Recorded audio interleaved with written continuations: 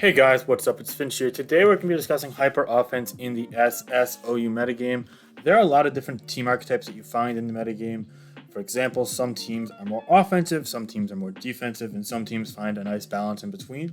But the team archetype today we're going to be discussing is the most offensive of them all, and that is hyper offense. So hyper offense tends to have a very concrete game plan. Whereas other archetypes might be more, okay, we're going to react to what the opponent's doing, like more bulky teams, or we're going to try and have more of an offensive game plan, but we're still going to have the pieces of flexibility that allows us to really switch to what the opponent's doing and make sure that we can counteract that. Hyper offense is more controlling the game offensively before they can get any control of the game themselves and really making sure that you overwhelm them. So because of this, you see a lot of Pokemon that have offensive synergy. Offensive synergy means that these Pokemon can help lure and or chip Pokemon that might have mutual, checks and counters. For example, let's look at this team. This dual screens ground hyper offensive team that I recently used on my account on this YouTube channel. So right off the bat here, it's pretty easy to see how the game is supposed to go. You have a Garchomp with Life Orb Fire Blast, which can lure things like Tangrowth, Buzzwole, Skarmory, Corviknight, etc.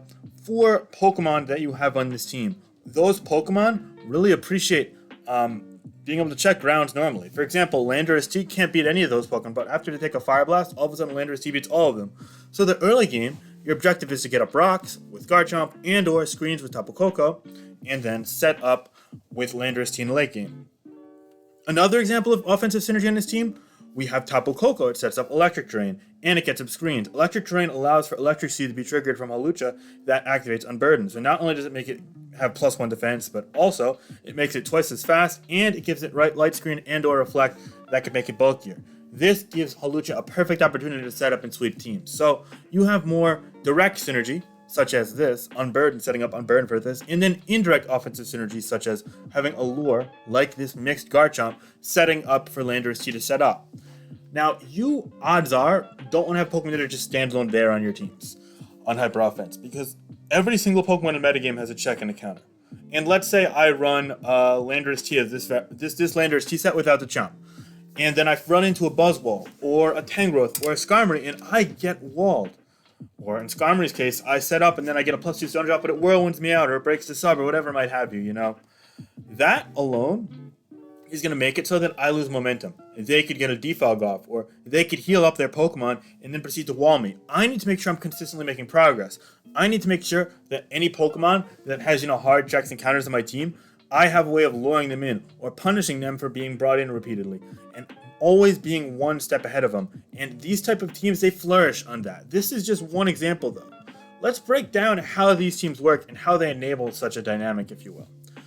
Each one of these teams has a dedicated early game plan, and these early game plans can be flexible. They can bend towards the opponent. For example, sometimes you want to set up screens with Tapu Koko on this team early on, sometimes you want to set up rocks with Garchomp early on, and oftentimes it does involve a little bit of guesswork and hypothesizing as to what they might lead with, and also what their teams might be doing themselves, but you gain that experience through playing with these teams more and more and more. This team, however, has a more dedicated lead with Mew, setting up rocks and getting up Explosion. If you fear you're going to lead against something like a Scarf Urshifu or a Spectra and you want to get out of the way, that's fair. You can definitely lead with something like Urshifu that has priority and moves that are hard to punish, or you could even lead with something else and then double into Mew to get it in safely. That is fine, but generally speaking, in the first, a handful of turns in the game, you want to get Mew in and you want to get the hazards up before you start losing any momentum. That is the key. Why are hazards so important on these teams? Why are hazards and screens and veil things that you see constantly on these teams, though? That might be another question that you guys ask, and I completely understand why that would be a question. Normally, you see a bunch of offensive teams, and you kind of associate hazards with maybe more defensive or passive damage, but think about what hazards can do for these offensive Pokemon. Let's say I'm facing a Toxapex, and Toxapex comes in on a Blaziken that's a +2, and it wants to use Scald to take me out if I'm weakened, or Haze to deter all of the stat boosts I've gotten if I got a Swords Dance up. That Toxapex can live a +2 Earthquake from full health and get that Haze off or that Scald off. However, it can't live that after Stealth Rock and or Spikes. All of a sudden, that 2-hit KO is turned into a 1-hit KO, or specific 3-hit KOs are turned into 2-hit KOs, and so on and so forth. Hazards stack up over the course of a game. Even if you're facing something with a Regenerator, it has to take hazards every time it comes in, and therefore that damage, in a sense, is there to stay, at least in a sense. Again, Regenerator can heal it up. So you could say, oh, I brought my Pex in on rocks. It's at 87.5, but then it comes out, it's back at full, but then it's still at 87.5 when you bring it in on rocks again. And that 87.5 is enough to, plus 2 Earthquake could one-shot, or Wicked Blow to a KO. Earthquake can take it out, etc. That opens up the game a ton. Okay, but what about worrying about things defensively? Because a lot of the times I run more balanced teams that I'm more comfortable with, or bulkier teams that I'm more comfortable with in the metagame, with Pokemon like Clefable, like Toxapex, and so on and so forth, that make it so that I'm okay against the scary offensive Pokemon in the tier. However, I don't see any Fairy types on this team. I don't see anything that could counter Urshifu's attack, so what do? Well, first off, one of the big things about teams like this is speed. You notice this team, it has a max speed plus speed Urshifu. With Sucker Punch, it has a speed boost Blaziken. It has a Shadow Sneak Mimikyu. It has a fast Intimidate Landed T. It has a Quick Claw, Quick Draw, Slowbro Galar. Okay, that's just one team. It's actually a pretty slow team for hyper offensive standards, but it has multiple forms of priority. Let's look at this team. This team, it has Sticky Webs. It makes everything slower, but on top of that, you have a fast Pokemon like Cinderace with priority. You have another priority Pokemon here. Okay, let's look at this team. Let's just go through all of them here. You see this team right here? Obviously, this is a bit more of a medium team. It's based off lower tier Pokemon. You have Regieleki, a fast explosion. You have Sucker Punch here, Aqua Jet here. And you go through all these teams and you realize, okay, hyper offensive teams, they thrive on having Pokemon that either boost your speed or have priority so that you can't get swept by opposing offensive Pokemon. So sometimes they get that Urshifu win and you have to trade something in to get it in. But as long as you're able to punish that trade, that fodder, with forcing them to lose one or multiple Pokemon yourself, that's fine because it's looking at the net result, not necessarily the end result of one turn. So if you lose Pokemon 1 on turn 3 of the game, but then the Pokemon you get in to revenge kill Pokemon 1 ends up getting 2 or 3 kills or really putting a dent into their team, that's a worthwhile exchange. Sometimes progress is not in terms of actual kills. So you can be losing the game 5-3, but all of a sudden one of your 3 is a Hawlucha, and that Hawlucha can just outright sweep the opponent. All of a sudden, the game's over. There's nothing you can do to stop it, and that Hawlucha just wins. So despite being down 5-3, all of a sudden it's a 3-0 or a 2-0 victory, and that's all you need. Moreover, hyper offense takes a couple of things that I don't think the average player really understands. A, controlling momentum. B, understanding risk versus reward at a deep level. Sometimes you have to make plays that involve firing off something that seems good in a matchup in order to get a position where something else can just outright win the game. Going for the home run, going for the Hail Mary, and getting that sweep off. And finally, beyond that, positioning. Positioning is of the utmost importance. You need to make sure that they can't get in a position where they could wall all of your Pokemon consistently. You need to find a way to break holes in their defensive infrastructure and really force their hand, make them take risks so that you can take advantage of those risks. If you just play more passively and switch repeatedly with these teams without any end goal in sight, then you're going to be shooting yourself in the foot because you can't hang around with balance teams or stall teams. You simply don't have the longevity, and that is the point of these teams. The point is to poke holes and then take advantage of those holes. Use one win condition to break a huge hole open for another win condition to win the game. Or you can even use 2 win conditions to break one thing, then break another thing, and then sweep with the third thing. And that's the beauty of these teams. They have so many different pieces of offensive momentum that can use it. Some Pokemon you see a ton on these teams in the early game help set up, again, things like screens on Koko, screens on Regieleki, Stealth Rock on things like Landorus T, Garchomp, Excadrill, and Mew, Sticky Webs on Shuckle, Orovale on Ninetales, Alola, and so on and so forth. If you guys have any questions on how to specifically use those Pokemon, I'm going to suggest you leave me a comment down below. But I'm going to be dropping the imports of all these teams that showcase things like Garchomp, Landorus, Shuckle, Regieleki, Tapu Koko, Mew, and more that fulfill these roles. Unfortunately, I've yet to use Orovale yet, but if you guys have any Orovale teams, I'd be glad to give them a look as well, because what you guys do and the teams you guys use, they matter to me. I really want to help you guys out, but admittedly, that's not quite my area of expertise, so I'm acknowledging that it's a very viable type of Viper offense. It's just something that I have yet to flirt with myself. Okay, Finch. I know, I understand how to play the early game. I understand the importance of positioning and really maintaining momentum, but once I've gotten that far, what do I do next? How do I choose what to bring in when, and how to really operate it in a fashion that'll help wear out the opponent? Well, that's a great question. Let's say I got my Mew in, and my Mew ended up getting Stealth Rock and Lair Spike, but then it died, let's say, to a Landorus T or a Garchomp. That's fine. They have their Landorus T and their Garchomp out. What do I want to send out? Landorus looks really good against that Pokemon, but they have a Skarmory or a Tangrowth in the back that can't wall them. Okay. So maybe don't bring Landorus out. Maybe bring something that could lure that Skarmory or that Landorus, that Tangrowth in and chip it down. Maybe bring out your Urshifu. Okay, but Urshifu doesn't do as well against the Garchomp. Yeah, Urshifu might end up getting, 50 or 60% of its health lost to that Earthquake, but Wicked Blow and a Sucker Punch is always going to kill it. Moreover, if they want to preserve their Garchomp, they have to go to that Tangrowth or that Skarmory and tank on boosted Wicked Blow or close combat, and all of a sudden those Pokemon might be in range for Landorus to sweep later on, or Mimikyu to sweep later on. It's all about making progress. Sometimes you're going to end up losing 2 or 3 Pokemon before they lose one, but they're going to have Pokemon that are weakened. You're going to have hazards up, you're going to have momentum, and then suddenly, your last sweeper or 2, they're going to be able to win the game. And that's when you could really cash in on that payday. It's all about thinking it through. It's all about sequencing. You got to be thinking not 1 turn ahead or 2 turns. You got to be thinking all the way ahead. And that's why I advise you try these teams out in a lower ladder. And I advise you get familiar playing balance and bulky offense before you play hyper offense. Sometimes you got to walk before you can run, and you got to run before you can fly, and so on and so forth. And this kind of goes like that.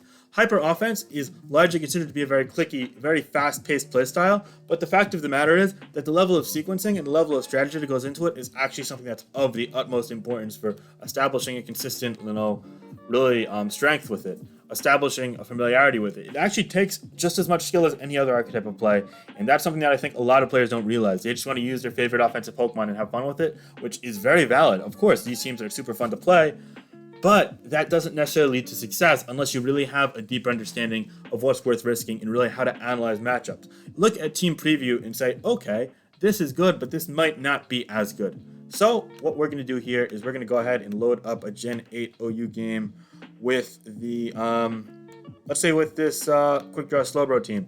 And we're just going to go ahead and just look at Team Preview and analyze it really quickly. I don't even know if I'm going to play, maybe I'll play through the game on camera while I'm talking about it, but we're going to look it over. And unfortunately, I'm not very high in the ladder. I'm on the bottom, but we're just going to look at what they're using. Okay, so obviously this is the most professional team, not the best example, but let's look at what they have defensively and see how we could beat it. So they've got Weavile, Togekiss, Aegislash, Conkeldurr, Araquanid, and Jolteon. Right off the bat, Jolteon is the fast Pokemon on their team, but they have multiple forms of priority. They've got Ice Shard from Weavile, Mach Punch from Conkeldurr, Aqua Jet, and or First Impression from Araquanid. It could also be Shadow Sneak, Aegislash, or Scarf Togekiss, so you know that you might not be able to sweep with any one Pokemon, as they could potentially revenge you with the priority. However, it looks like they don't have checks and counters to everything on our team. What is going to take a combination of a Flare Blitz and a Close Combat from Blaziken? Nothing. However, Blaziken is weak to priority. It's not going to be able to live repeated Mach Punches and Aqua Jet, so maybe you want to use Blaziken in the early game. So we'll lead with our Mew, as we said, and we'll get up Stealth Rock, and maybe even Spike if we ever live a First Impression, but Blaziken probably is going to want to be one of our first Pokemon up. So he goes for the First Impression, red card brings him out to Jolteon. Okay, that's fine. We'll get up Spikes here, and maybe we can't go Blaziken on Jolteon immediately unless he Volt Switches into something else, but he takes us out. Okay, that's fine. But now, let's see what he brings out here. Are we able to bring Blaziken out on it? It's Golisopod. I think we could bring Blaziken out on it. Let's look at Golisopod's base stats here. As you see, it has high base defense. However, it has emergency exit. So yes, we can go Blaziken here, and we can weaken it. And in addition to that, he doesn't have a fire resist, so we're very safe going for this Flare Blitz. And that's going to leave him in range again, so he's going to, as you see, emergency exit is going to trigger him out. And we're going to get a speed boost no matter what.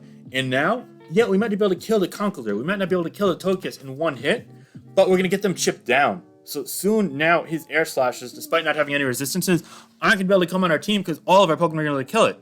Or maybe his Mach Punches aren't going to be as threatening because Conkeldurr is not as safe. So we can, again, go for another Flare Blitz here, as we should be quicker than him unless he Scarf and wins the speed tie. And if he lives the Flare Blitz, which he probably will, as we're not Life Orb, and he does, just barely, he'll take us out. Okay, even better, we get the burn. Oh, that's even better. So all of a sudden, now he's dead. We've broken a hole in his team. He can't spam Air Slash anymore. And now we still have Blaziken attack, which is even better. But even if that went for the trade, that would still be fine. Now, unfortunately, it's become pretty clear that this guy isn't very good. But the point is, these are the questions you should be asking yourself at Team Preview. What can you use in the early game to break through that isn't going to be able to win later on, but looks good offensively? What do you want to save to the later game? So you look at his team right now, Landorus is something we might want to save for the later game because he's nothing that's resistant or immune to Earthquake right now.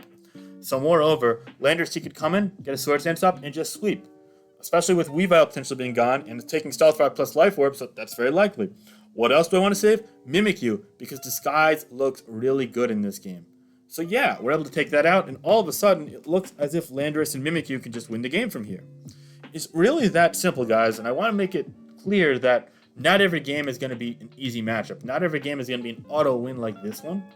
But if you sequence things the right way, if you pick, I need to get this Pokemon in ASAP and start wearing in on their defensive Pokemon here and there, then all of a sudden, this other Pokemon I have on my team is going to win. If you can really start thinking in that way with hyper-offensive teams and start sequencing in a fashion that's going to maximize your odds, then odds are you're going to be in the driver's seat in these games, especially against less experienced players. He has the priority Mach Punch. He takes me out, but now I can go to my Landorus here, and there's nothing stopping me from clicking that Earthquake. And yeah, maybe he has Ice Punch and he takes me out, although with Intimidate, who knows? Regardless of that, I do 60% there. That's a ton of damage, and he can't win with Aegislash being the only Pokemon remaining, because it's also weak to Earthquake. So see how we saved his Landorus? We didn't send it out in the early game or fodder it to Weavile or anything. We were patient, and sometimes patience is a big virtue when playing hyper-offensive teams, because it lets it so that maybe they have a counter to you on turn 1, but all of a sudden that counter is weakened by turn 8, and then on turn 8 you could send in, say, your Landorus T and just sweep. So yeah, get rid of the Weavile, all of a sudden Landorus goes in. Get rid of the Rockrunned, all of a sudden Landorus goes in. We're going to go through one more team preview example, and then I'm just going to quickly brush over the teams that we have, and I'm going to share them with you. Not all of them are the most serious hyper-offensive teams. There's definitely some room for creativity and fun, but I hope you get the point. I figured this would be a cool, interactive, more up-to-date metagame Monday on a team play style because we don't have them. Okay, so here we're facing another hyper-offensive team used by Poggerman420. Oh, that's a fun name. This is actually a variant of a team called Little Pig Hyper Offense with Galarian, Slowbro, and Cloyster and whatnot. So it's actually a pretty known team. So that's fine. We could leave with the Mew here. I think this is Mental Herb. We'll taunt anyway, just in case. But regardless, again, we want to get up as much hazards as we can. And yeah, so okay, he can't taunt us. That's beautiful. So we get the hazards up. That's good. And from there, we just have to kind of analyze our situation. So we have Mimikyu in here. He doesn't actually have anything that really wants to take hits from it, and he's taunted. So what we can do actually is we could just click a Swords Dance here, and we still have our disguise up. So that's great, because he goes Cloyster, and all of a sudden we can go ahead and get a +2 player off on this Cloyster, and we're actually in the driver's seat. So it's funny because when playing hyper offense, finding those offensive holes actually comes much and much easier. And that Dragon Tail actually helped us out because we could get spikes up or use Mew for Explosion Bait later on. He goes Dragapult, but that's going to take Shadow Sneak. So as you see, with just Stealth Rock up on this turn and a timely switch in through your Dragon Tail, we can just win the game straight up. Again, games are not always going to be this easy, but you got to kind of take advantage of these openings you find. Because you'll be surprised how many people aren't actually conscious of their position and let you get these openings. You got to take advantage of them. You got to play more aggressively. Unfortunately, we're going to miss here. That's less good, obviously, but we still get 2 kills, and we know there's Shifu's Life Orb and plus speed now, so that's fine.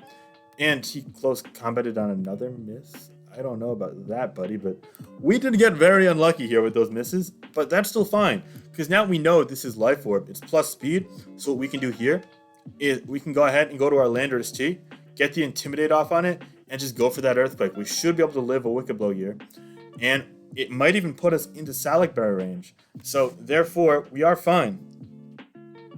Because see, oh, he suckered. Oh, well, that's less good. It doesn't put us in Salic, but that's still fine. Because the Volcarona isn't going to be able to sweep us with all of our priority and our explosion in the back and whatnot. It's just not. You can go slow. Hopefully he doesn't get the Quick Claw, Quick Draw. That would be kind of lame. Actually, if we live in Salic, that'd be even better. Yeah, take that out. See? You see what we're doing here? And now, if he goes Druddigon, we could probably just sub. Yeah, we'll sub. I don't even know if Dragon Tail, probably Buzz Break, honestly, but you might go for Glare or Rocks or Taunt. I'm not sure yet, but either way, he goes Dragon Tail, does break. Okay, that's fine. We'll go for Earthquake here. Hopefully he misses or he goes for like Taunt or something. I don't know. That's fine. See, now here, we can live any hit from this. We can go for close combat, and we do live any hit if we have to, and we can now force it so that the Volcarona can't actually outrun the Blaziken, so it has to kill it right off the bat. And then we just win the game with Mew's Explosion. So see, it's just about putting them in. It's kind of like playing a weird variant of chess. You're just checkmating them, if you will. And that's what we did here. So yeah, he can live that Psychic kill. That's fine. But now we'll go Mew. And we'll just end it off with a boom. And that's that. It's really that simple. If he's Bug Buzz, then it might get a little annoying. Yeah, no, okay, we're fine. So yeah, I mean, the point is, it's just keeping momentum. Staying up the pace with the metagame and what's around you. And just being attentive to detail. That's the big thing when it comes to these hyper offenses. So we're going to go through a couple of teams here. First off, this is a team I used recently on the channel. The idea, again, is to poke holes with Garchomp and set up screens with Coco, and then really just use Magearna, Landorus T, and Holucha's win conditions with Urshifu and Chomp again as breakers. So you use those early game, you find the right openings later game, and you just got to be open-minded to what the opponent has, and you should be fine. Okay, let's go through one more team. This is a quick draw Slowbro team. So again, quick draw Slowbro is really cool because you're not able to really be screwed over by Toxic Spikes, which normally is really good against Hyper Offense. But then usually your Shifu can break the game open for things like Salic Landorus and Blaziken. Mimikyu is great against other offenses. You can't really outright sweep if you've got a disguise up. You could prevent those sweeps. In addition to that, it could even be a good win condition later on in the game. So yeah, you kind of see how it just all flows together nicely. Let's go through one more team. I'll give you one more example here. This is the Galarian Zapdos Webs we have here. Now Webs is not as easy to pull off because if you get defogged, you lose that and your team relies on the speed. But with a Defiant user like Galarian Zapdos, you could at least take advantage of that, put a positive spin on that. And then again, you have just synergetic offensive win conditions like Garchomp and Kartana potentially being able to win once their Shifu pokes and holds. Sucker Punch, Bulk Up, Cinderace is a great win condition as well. Doing super well against other offenses with the priority Sucker Punch, with turning you into a Dark type as well, which can really change up what they have to do offensively to beat you. So yeah, I think all in all, these are some nice hyper offenses. I hope I really outlined how to play it well. If you have any questions, let me know down below. And have a great metagame Monday, guys. All right, I know this is a briefer one, but I really wanted to get it in before the football game. So yeah, all right, have a good night, guys. Bye-bye. Peace.